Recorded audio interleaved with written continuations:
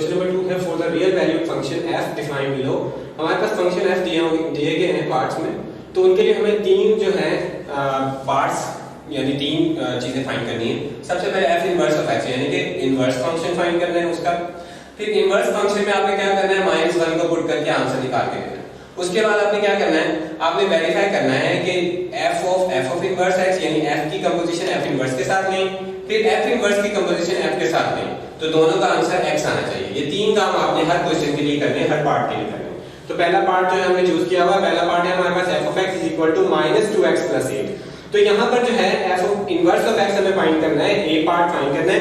तो बच्चे यहाँ पर याद रखें कि a पार्ट के लिए हम यहाँ इनवर्स फाइंड करना चाह रहे हैं, सॉल्यूशन कर रहे हैं हम a पार्ट का। a पार्ट हमें फाइंड करना है f इनवर्स ऑफ x। अब यहाँ पर इनवर्स फाइंड करने का जो तरीका हम अडॉप्ट करेंगे उसे हम अलजेब्रिक मेथड कहते हैं कि हम अलजेब्रिक मेथड से कैसे इनवर्स फाइंड करते हैं। तो उसका तरीका आप याद रखें। सबसे पहले क्वेश्चन का आगाज करें, लेट करें y = f of x, यानी जो भी आपके पास फंक्शन है उसे y के इक्वल रखें, y = f of x की वैल्यू लिखें। अब यहाँ से आपने क्या करना है, x की वैल्यू फाइंड करनी है, यानी कि x को एक तरफ कर देना है, बाकी सारी टर्म को दूसरी तरफ ले जाना है। तो इसका मतलब क्या है, y -8 = -2x लिखा जा सकता है। इसको मजीद हम जो है इस तरीके से लिख सकते हैं, x = y -8/-2, -2 को मल्टीप्लाई किया, डिवाइड किया हमने दूसरी साइड पे। इसे फर्दर जो है हम इस तरीके से लिख सकते हैं, माइनस से मल्टीप्लाई अगर हम कर दें न्यूमरेटर को, तो माइनस से मल्टीप्लाई करने के बाद हमारे पास आ जाएगा 8 - y/2। y को किसके इक्वल रखा था, f इनवर्स ऑफ x, ठीक है। अब इसी तरीके से दिस इंप्लाइज, अगर हम f इनवर्स दोनों तरफ अप्लाई करें तो f इनवर्स ऑफ y किसके इक्वल हो जाएगा, वो x के इक्वल हो जाएगा, ठीक है। तो यहाँ पर जो है x की जगह पर हम क्या पुट करेंगे, f inverse of x put करेंगे, और दूसरी वैल्यू हमने क्या पुट की हुई है, फाइंड किया हुआ है x की वैल्यू 8 - y, ये फाइंड किया हुआ है बाय 1 और 2। 1 और 2 को कंपेयर करें, 1 और 2 को कंपेयर करके यहाँ पर भी लेफ्ट साइड आपके पास x है और इधर जो राइट साइड x है, तो दोनों को हम कंपेयर करके लिख सकते हैं f इनवर्स y जो है आपके पास आ गया 8 - y/2। अब यहाँ पर वेरिएबल जो है हमारे क्वेश्चन में था x और इनवर्स में हमारा वेरिएबल आया है y। अब आप याद रखें फंक्शन में जो वेरिएबल होता है वो चेंज किया जा सकता है, तो इसलिए हम फंक्शन को रिप्लेस कर देते हैं अब x से। फंक्शन चाहे आप y यूज करें, चाहे x यूज करें, चाहे t यूज करें, वो वेरिएबल है, तो वेरिएबल को चेंज किया जा सकता है। तो इसलिए हम यहाँ पर क्या करेंगे, अब लिखेंगे replace y by x। y को y वेरिएबल की जगह हम x लिख देते हैं, तो यहाँ पर आपके पास आ जाएगा f इनवर्स x = 8 माइनस, मैं लिख देता हूँ यहाँ पर f इनवर्स आपके पास x की फॉर्म में आ चुका है 8 - x/2। ये आपका फर्स्ट पार्ट सॉल्व हो चुका है। अब दूसरा पार्ट हमें करना है, इस इनवर्स फंक्शन में हमें -1 पुट करना है। तो दूसरा पार्ट हमारे पास है f इनवर्स में आप -1 पुट करें। तो यहाँ पर देखिए बच्चे, तो हमें फंक्शन इनवर्स फंक्शन में x की जगह क्या पुट करना है, -1 पुट करना है। 8 माइनस ये x की प्लेस है ओवर 2, x की प्लेस पे क्या पुट करना है, -1 पुट करना है। इसे फर्दर हल करें, 8 + 1/2 सिंपलीफाई करें तो 9/2। ये आपके पास इनवर्स फंक्शन में आपने -1 की प्लेस कर दिया और फाइंड कर दिया।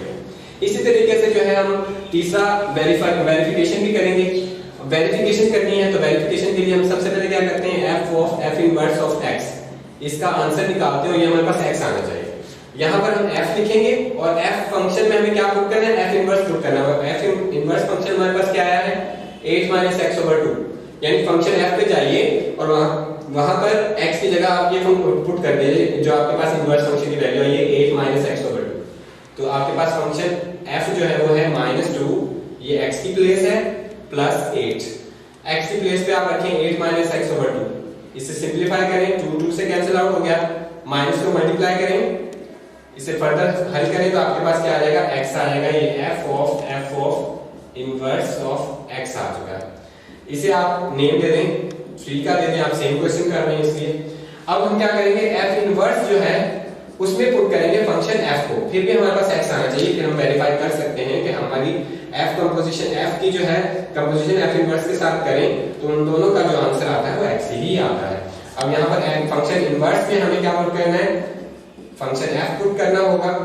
ये आपके पास इनवर्स फंक्शन है, इनवर्स फंक्शन पे आपने जाना है और x की जगह, वेरिएबल की जगह ये फंक्शन पुट कर देना है। तो देखिए हम इनवर्स फंक्शन पर गए, 8 - x की जगह हमने लिखा -2x + 8 और डिवीजन इसकी कर दी 2 से। इसे सिंपलीफाई करें तो सिंपलीफाई करते जाएं, 8 से कैंसिल आउट हो जाएगा, 2x/2। इसे मजीद सिंपलीफाई करें तो आपके पास क्या आ जाएगा, f inverse of f of x का आंसर जो है वो आपके पास x आ जाएगा।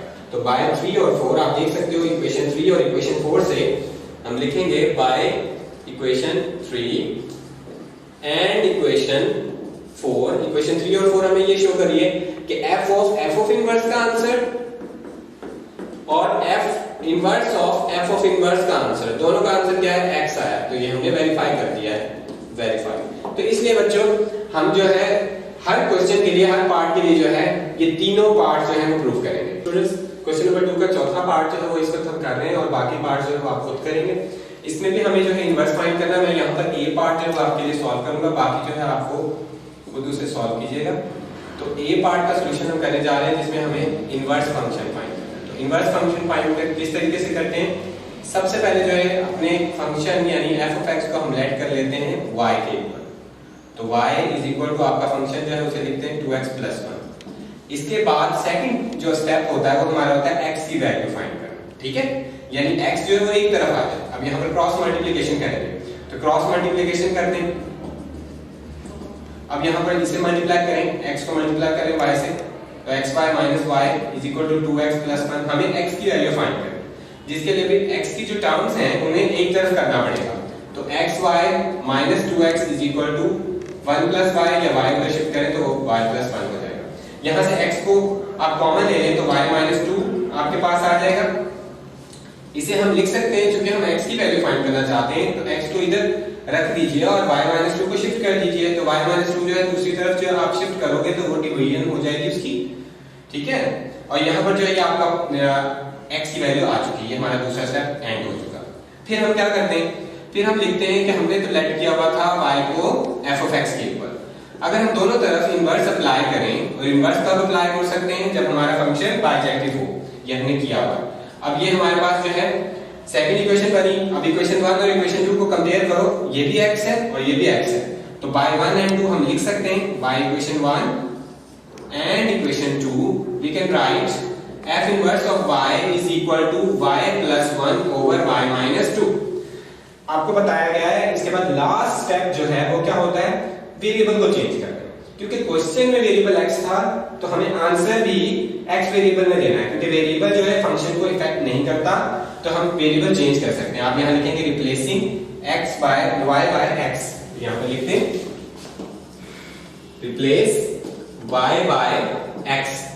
तो y की जगह पर आपने क्या लिख देना है, x लिख देना है। तो x + 1 ओवर x - 2। इसी तरीके से आप सेकंड पार्ट भी इसका सॉल्व कर सकते हैं। इसमें -1 पुट करें, तो -1 पुट करके आप इसे फर्दर जो है हल कर लें, तो आपके पास 0 ओवर -3 जो कि 0 आ जाएगा। स्टूडेंट्स तो एक्सरसाइज 1.2 का जो हम लास्ट क्वेश्चन है उसे अब डिस्कस करेंगे। क्वेश्चन नंबर 3 है हमारे पास, लास्ट क्वेश्चन है ये एक्सरसाइज का। विदाउट फाइंडिंग इनवर्स, हमें क्या करना है, इनवर्स फाइंड नहीं करना, लेकिन इनवर्स फाइंड किए बगैर जो है हमें क्या बताना होगा, हमें डोमेन और रेंज बतानी है इनवर्स फंक्शन की। यानी कि एक तो हमें इनवर्स फाइंड नहीं करना, जैसे कि आपने क्वेश्चन नंबर 2 में सीखा। इनवर्स फाइंड किए बगैर जो है आपने डोमेन और रेंज बतानी है इनवर्स फंक्शन की। तो उसके लिए क्या प्रोसीजर होगा वो देखते हैं हम। तो सॉल्यूशन इसका जो है वो किस तरीके से करेंगे, देखिए बच्चों। सबसे पहले हम क्या करते हैं, फंक्शन f की डोमेन फाइंड कर लेते हैं और रेंज फाइंड कर लेते हैं। फिर हमने इनवर्स ऑफ फंक्शन के टॉपिक में पढ़ा था कि जो फंक्शन f की डोमेन होती है वो इनवर्स फंक्शन की रेंज होती है, और फंक्शन f की जो रेंज होती है वो इनवर्स फंक्शन की डोमेन बन जाती है। तो इस प्रोसेस को अपनाकर उस जो आपको याद करवाया था पॉइंट, उसको आप लिखकर इजीली से कर सकते हैं। तो यहाँ पर जो है हम सबसे पहले फंक्शन f की डोमेन फाइंड करेंगे। तो फंक्शन f जो है स्क्वायर रूट फंक्शन है, तो स्क्वायर रूट फंक्शन जो है वो कब डिफाइन होता है, कब रियल रहता है, जब स्क्वायर रूट के अंदर जो पार्ट है, जो अंदर एक्सप्रेशन है, वो आपको क्या देना चाहिए, पॉजिटिव आंसर देना चाहिए, यानी कि वो ग्रेटर देन और इक्वल टू 0 आए, या वो 0 से बड़े आ सकते हैं या 0 आ सकती है वैल्यू। तो दूसरे अल्फाज में वो रियल ही रहने चाहिए। तो हम लिखेंगे for f of x to be define, ठीक है, f ऑफ x को डिफाइन रखने के लिए और रियल रखने के लिए हमें क्या करना होगा, x प्लस 2 का आंसर जो है ग्रेटर देन इक्वल टू 0 आना चाहिए, यानी 0 एक्सेप्ट है स्क्वायर रूट के अंडर जो है, या फिर पॉजिटिव नंबर हम जो है एक्सेप्ट कर सकते हैं। तो यहाँ से हम सिंप्लीफाई करें, दोनों तरफ जो है -2 से आप इसे ऐड करते हैं -2 को दोनों तरफ, तो आप यहाँ लिख सकते हैं आपके पास आ गया x जो है वो -2 है, या -2 से तमाम बड़े नंबर है, हम लिख सकते हैं आपके पास है देयरफॉर डोमेन जो है function, domain of your function आपके पास क्या आएगी, -2 से स्टार्ट होंगे रियल नंबर्स और पॉजिटिव इंफिनिटी तक चले जाएंगे, ये आपकी डोमेन आ जाएगी। इसी तरह आपको रेंज जो है हमने याद करवाई थी कि रेंज जो होती है स्क्वायर रूट फंक्शन की always set of all non negative real numbers होती है, ठीक है। तो हम यहां पर लिखेंगे फॉर -2 टू पॉजिटिव इंफिनिटी, इस इंटरवल के लिए यानी इस डोमेन के लिए f of x varies जी ओवर 0 टू पॉजिटिव इंफिनिटी, यानी आपका जो फंक्शन f of x है वो इस इंटरवल के लिए जो आंसर देगा वो क्या देगा, 0 टू पॉजिटिव इंफिनिटी देगा, यानी कि या तो आपका आंसर 0 आ सकता है या 0 से ग्रेटर जो भी नंबर है यानी पॉजिटिव नंबर्स आ सकते हैं, और इसे हम दूसरे अल्फाज में positive set of non negative real numbers भी कहते हैं, ठीक है। Set of non negative real number में पॉजिटिव नंबर्स भी हैं और 0 भी इंक्लूड है, ये भी याद रखना है। तो हम फिर यहां लिख सकते हैं therefore range of your function वो क्या हो जाएगी, 0 टू पॉजिटिव इंफिनिटी हो जाएगी। अब ये तो हमने फंक्शन f की यहां पर डोमेन और रेंज फाइंड की है, लेकिन हमारा टास्क है इनवर्स फंक्शन की डोमेन और रेंज फाइंड करना। अब हम लिखेंगे बाय डेफिनेशन ऑफ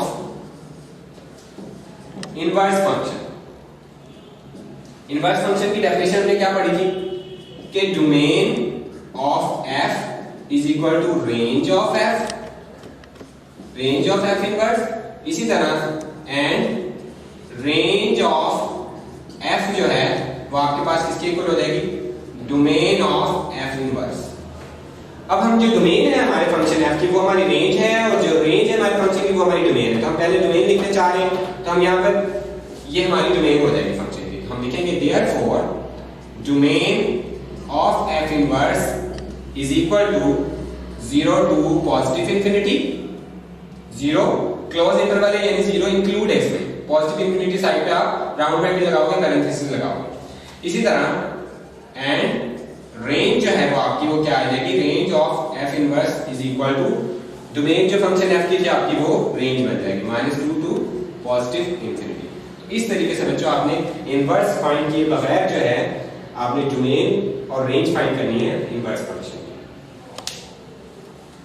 तो हमारे पास क्वेश्चन नंबर 3 का सेकंड पार्ट है, फंक्शन हमारे पास है f of x is equal to x minus 1 over x minus 4 where x is not equal to 4। हमें सबसे पहले क्या करना होगा, फंक्शन f की डोमेन और रेंज फाइंड करते हैं, फिर जो है डेफिनेशन को लगाकर डेफिनेशन के अकॉर्डिंग जो है हम इनवर्स फंक्शन की डोमेन और रेंज फाइंड कर लेंगे। तो सॉल्यूशन स्टार्ट करते हैं।